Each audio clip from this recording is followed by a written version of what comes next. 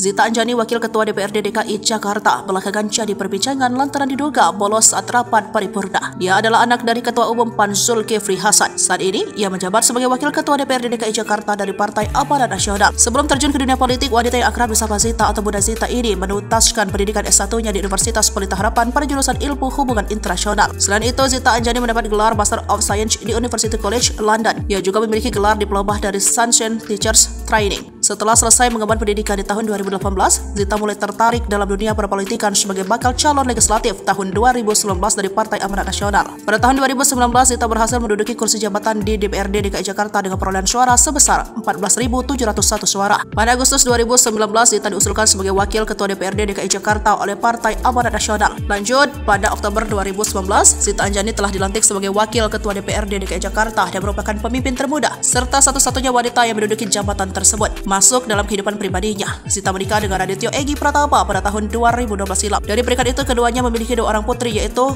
Kalela Aisyah dan Kaisara Alisa. Nama Zita yang merupakan Wakil Ketua DPRD DKI Jakarta jadi sorotan lantaran dikabarkan bolos saat rapat paripurna pada Senin 29 Juli 2024. Zita Anjani justru nongkrong di kafe. Hal ini terungkap dari Instastory di akun Instagram miliknya. Dalam postingan itu, Zita terlihat menikmati sepiring kue coklat dan meminum secangkir kopi atau teh. Selain itu, dalam postingan berikutnya, dia terlihat sedang berolahraga. Tak hanya itu saja, Zita juga tidak hadir dalam rapat paripurna penyerahan laporan hasil pemeriksaan Badan Pemeriksaan Keuangan pada Kamis 25 Juli. Bahkan rapat paripurna peringatan ulang tahun ke-496 Jakarta pada Kamis dia juga bolos. Wakil Ketua DPRD DKI Jakarta Zita Anjani akhirnya buka suara lewat story Instagram miliknya. Zita menyebut ia jadi sasaran buzzer. Tak menjelaskan alasan dirinya tak hadir dalam rapat, justru ia merasa diserang. Di Instagram story berikutnya, ia membagikan foto bersama sang suami, menuliskan jika politik itu kejam, apalagi saat masa pemilihan gubernur.